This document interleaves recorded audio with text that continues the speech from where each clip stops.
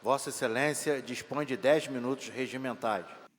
Senhor presidente, senhoras e senhores deputados, eu vou começar aqui hoje uma série de depoimentos que, no dia presente, vai começar com um breve histórico da nossa atuação aqui no Parlamento Fluminense no biênio 19-20, que já está no seu terço final.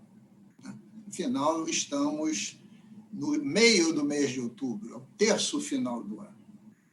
Queria lembrar que antes mesmo de começar este biênio, exatamente no dia 7 de novembro de 2018, eu e a deputada Lucinha fizemos uma carta aberta ao governador do estado do Rio de Janeiro, Wilson Witzel, eleito em segundo turno no dia 28 de outubro de 2018. Esta carta foi entregue ao futuro líder do governo, recibada, deputado Márcio Pacheco. E eu queria aqui ler só pequenos trechinhos. Dizia eu com a deputada Lucinha nessa época: nossas palavras iniciais, como deve ser numa república, são para desejar ao governador eleito, Wilson Witzel, que, para o bem do estado do Rio de Janeiro, tenha êxito em seu mandato. Sempre tivemos como lema que quem ganha a eleição governa e quem perde a eleição faz oposição. Temos compromissos de ser a favor daquilo que venha a contribuir para a melhoria da qualidade de vida da população fluminense e sermos contrários a tudo que, porventura, possa vir prejudicá-la. Dentro deste princípio, estaremos, a partir de 1º de fevereiro de 2019, data que começou o nosso mandato, estaremos em nossas trincheiras de luta para que o nosso estado do Rio de Janeiro continue a ser um estado democrático de direito e republicano, no conceito de res pública, respeitando a Constituição, a liberdade, os direitos civis, os direitos das minorias, a busca pela verdade e, muito mais ainda, a competência gerencial para tirá-lo da crise que mergulhou. Para tanto, ressaltamos algumas questões. Aí enumero 7 questões fundamentais que não vou ler. E passo para o item 2.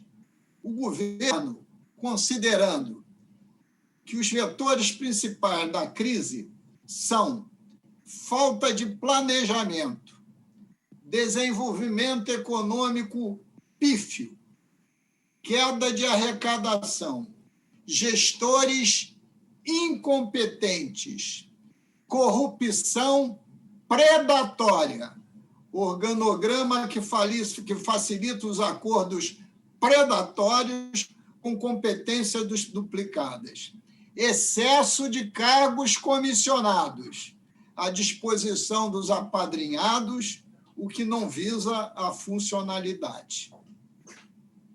E que o centro da crise, deputado Waldeck, não é o funcionalismo público, que paga por todos os erros das diversas gestões do Estado. E aí enumero 5 itens que o governo deveria se dedicar. Então, eu quero dizer que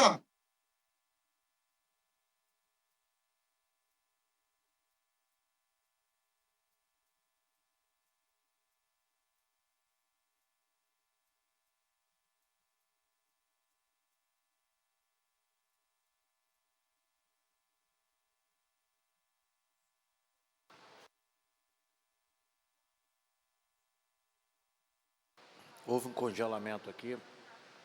A área técnica está tentando resolver. O deputado Valdec Carneiro participou ativamente.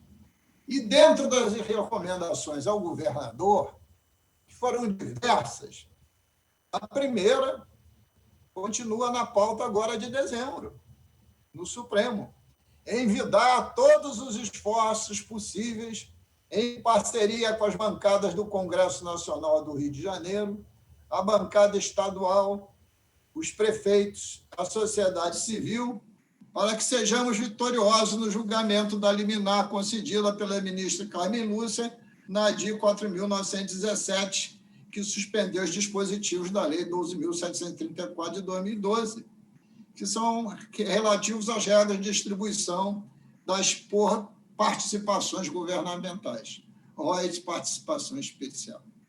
E dizíamos que, se essa liminar cair, o Estado perderia 39% da sua futura arrecadação e os municípios 79%, que isso representa uma média ponderada de perda para o Estado como um todo, Estado e municípios, de 53% da arrecadação total de royalties e participação especial.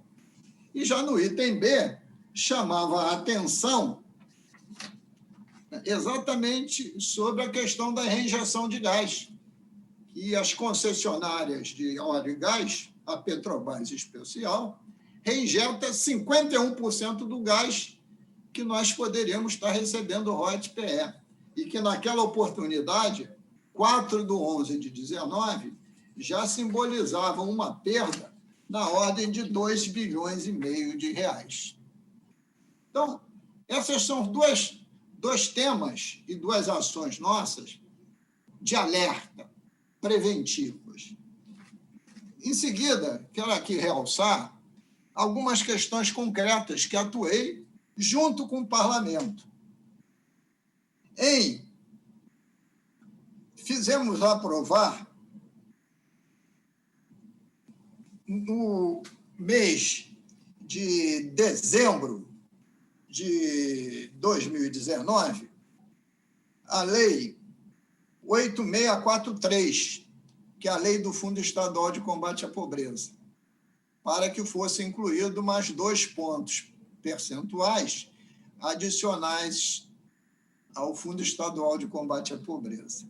Queria dizer que esta lei, que foi um esforço coletivo, ela não é minha, esforço coletivo nosso, onde a gente, mesmo sendo de oposição, interferiu fortemente, não só eu, mas todos os parlamentares, que representavam à época aumento de carga tributária, mas sabíamos que era a salvação, uma das possíveis salvações do Estado. E, felizmente, este Fundo Estadual de Combate à Pobreza, deputado Valdec, já arrecadou até setembro 3,37 bilhões de reais. 3,37 bilhões de reais.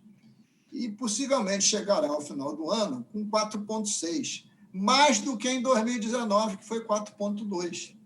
E desse montante, tenho absoluta convicção que essa alíquota de 2 pontos percentuais vai simbolizar um ganho que a gente conseguiu na arrecadação, mesmo de um governo inóspito, de 1 bilhão de reais. Aprovamos também a lei do FOT, que também foi de dezembro de 2020, que é o Fundo Orçamentário Temporário, que já arrecadou até a presente data 287 milhões, e até o final do ano deverá chegar a 400 milhões, que estava ameaçada. Essa lei veio substituir o FEF, Fundo Estadual de Equilíbrio Fiscal, que estava ameaçado de ir para o ralo por inconstitucionalidade que ia ser julgada no Supremo. Então, estou querendo dizer com isso que esses dois movimentos, em dezembro de 2019, fez com que o Estado já colocasse no caixa mais 1 bilhão e 120 milhões, e até o final do ano pode chegar a 1 bilhão e 400 milhões de reais. Mas não só isso. Fizemos aprovar, ainda esse ano, o Repeto Industrialização, a Lei 8890, de 15/6/20, que promete cobrar 3% de alíquota de ICMS sobre as plataformas que serão lançadas no mar nos próximos anos. E queria lembrar que essa lei pode propiciar, em 2021, nas 3 plataformas que serão lançadas, com um montante de 1,5 bilhão de arrecadação de ICMS. Em 2022, com 2 plataformas, mais outro R$ 1 bilhão.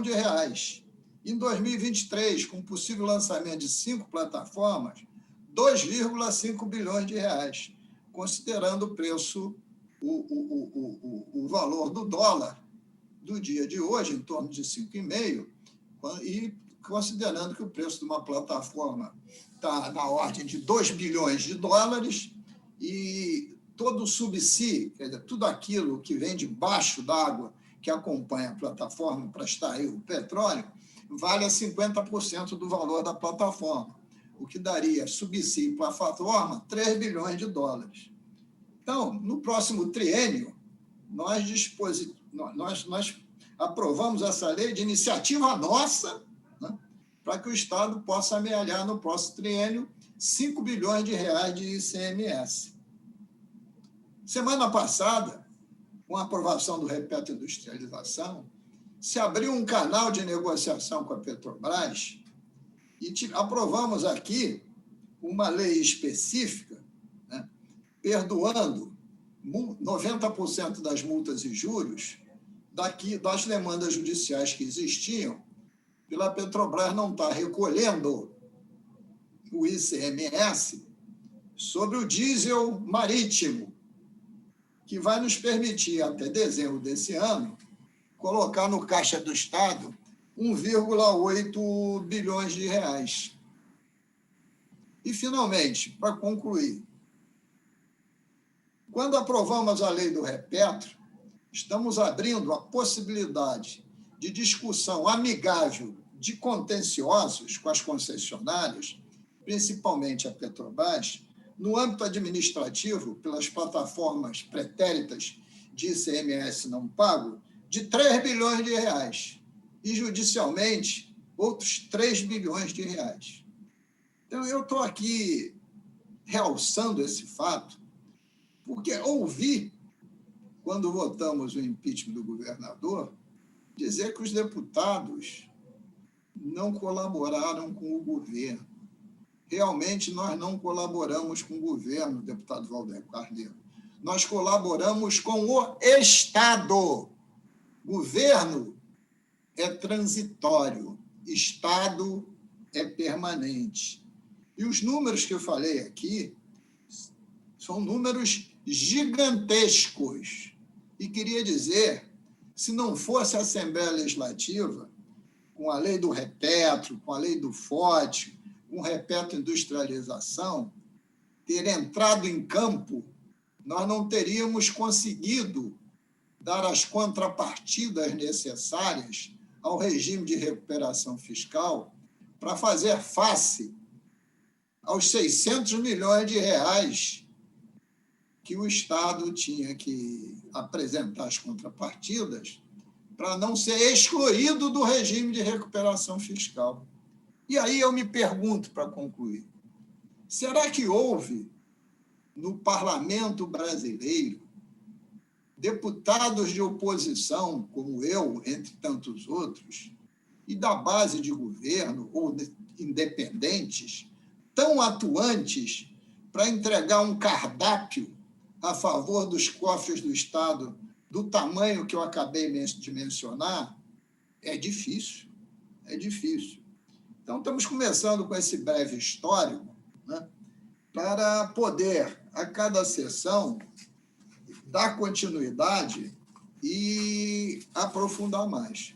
Mas, concluindo, eu volto a lembrar que na carta aberta foi explicitado que o governo tinha que considerar que a crise era falta de planejamento, falta de desenvolvimento econômico, queda na arrecadação, gestores incompetentes e corrupção predatória. Isso em 7 de novembro de 2018. E eu queria dizer que eu não tenho, e nem tinha, e nem terei, bola de cristal. Isso aqui era uma afirmação de princípios. Era o que me cabia na tarde de hoje. Amanhã retornarei para dar continuidade. Muito obrigado. Concedo agora a palavra ao nobre deputado